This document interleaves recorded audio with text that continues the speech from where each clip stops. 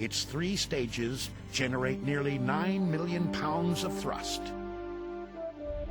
It is the largest rocket ever flown. 5, 4, 3, 2, 1, 0. All engines running. Commit.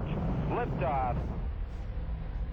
When Apollo 12 leaves Pad 39A on the second moon landing mission, the Saturn V proves its mettle.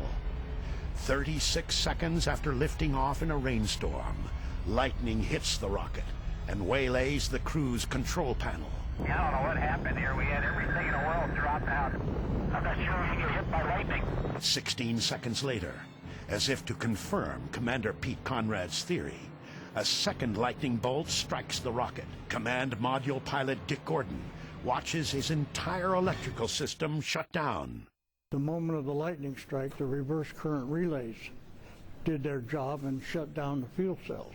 So we were not receiving any electrical power from the fuel cells, which was our main source of electrical energy. Fortunately, at that time, the batteries were on the line for the launch itself, so we had electrical power, and that really saved us from automatic abort.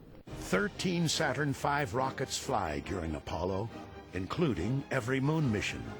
Although anomalies occur, no Saturn V ever fails. I think I see my crater. Hey, baby. I'm not sure. Including Apollo 12's.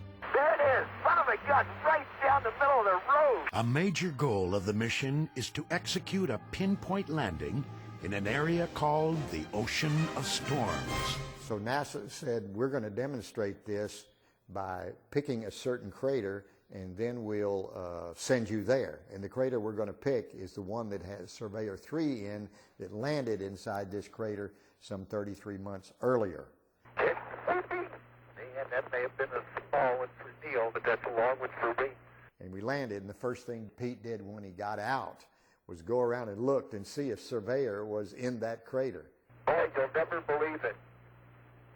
That's what I see sitting on the side of the crater. The old Surveyor, huh? The old Surveyor, yes, sir. Does that look neat? It can't be any further than 600 feet from here. We have a good shot of you there, Pete. Live television from the moon is now in color. Okay, Houston, I'm going to move the TV camera now. But the achievement is short-lived when Alan Bean accidentally points the camera at the sun and burns out its video tube. Pete and I didn't know that, and so when it burns out, we're standing around not knowing why. Now, the people on the ground knew immediately why, but they never told us. They never said, you pointed it at the sun, it's ruined forever. Al, we have a pretty bright image on that TV. Could you either move it or stop it down? That's as far as it goes, Houston. How does that look to you? No, it still is the same, Al. Big disappointment to all of us and everyone on Earth. Someone told me one day, they said, there's one thing good about it that came out of it. We used to have discussions that maybe we shouldn't have a TV. They said, after your mission, never had that discussion anymore. Everybody agreed we needed TV. NASA closes out the 60s by landing humans on the moon. Not once, but twice. The third attempt comes to be known as NASA's most successful failure. Okay, Houston, we've had a problem here. That's one small step for man.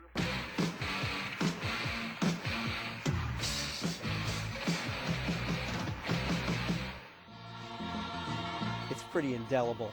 I remember sitting in my parents' bedroom in front of the old black and white Zenith. It was truly an incredible moment, and I knew that I was witnessing something that was absolutely a turning point in human history. One giant leap for mankind.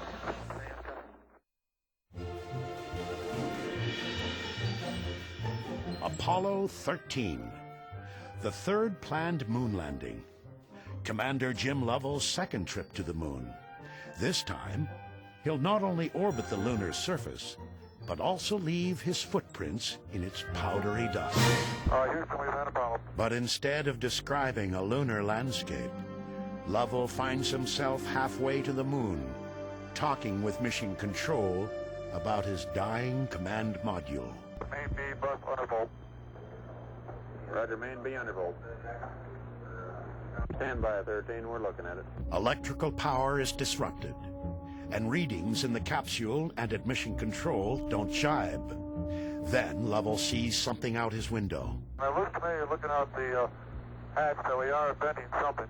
We are venting something out into space.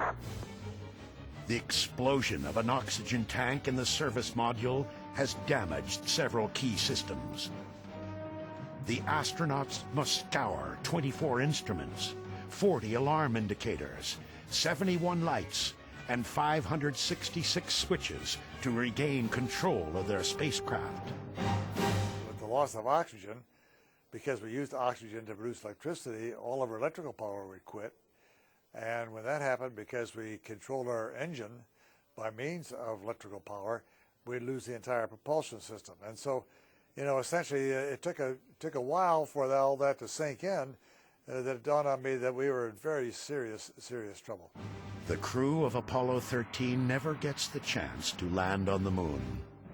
They can only slingshot around it and, with their lunar module Aquarius as their lifeboat, hope to make their way safely back to Earth. We had to invent ways to navigate. We had to find ways to stretch the electrical power. Our crew was suffocating. We had to find ways to remove the carbon dioxide so the crew wouldn't suffer from CO2 poisoning. We never had discussed the possibility of not surviving or getting back to the Earth. It was probably in all of our minds, but we were working hard to figure out what we had to work with and what we had to do to get back. The command module, shut down and unheated for 3 days, would now have to be restarted. Condensation is everywhere. The whole instrument panel was covered with water, and of course I knew that there was water probably behind the panel on all the wiring harnesses, and so we worried about electric shorts. We were virtually going down rows and pushing in circuit breakers.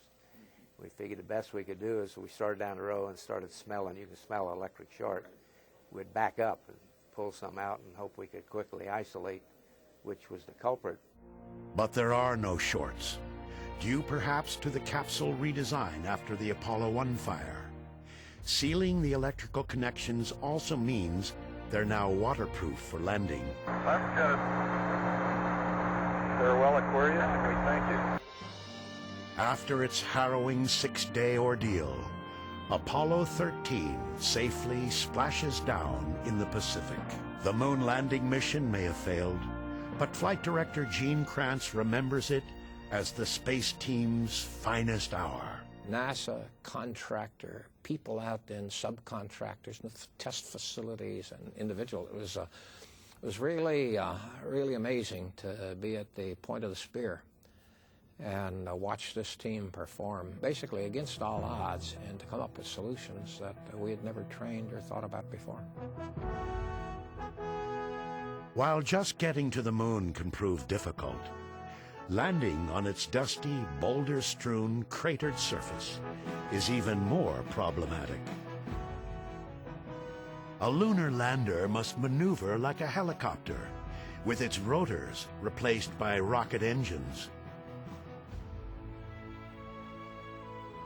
Training with the LEM in Earth's atmosphere is impossible, so the Lunar Lander Research Vehicle is used. The Apollo astronauts call it the Flying Bedstead. To simulate the 1/6 gravity of the moon, the LLRV's central jet engine supports most of the vehicle's weight. But flying the LLRV is dangerous. On the afternoon of May 6, 1968, the craft nearly kills Neil Armstrong. Astronaut Bill Anders had flown the same vehicle just hours earlier. The thing flamed out. The attitude control system ran out of fuel, and so Neil was flopping around there and just managed to get out of it. He was very lucky because this thing was just on its main engine with no attitude control, and it was getting close to the ground, and it just kind of rolled out, and Neil looked like he came out of the fireball. And it looked like he went back into the fireball with his parachute, but he landed just beyond it.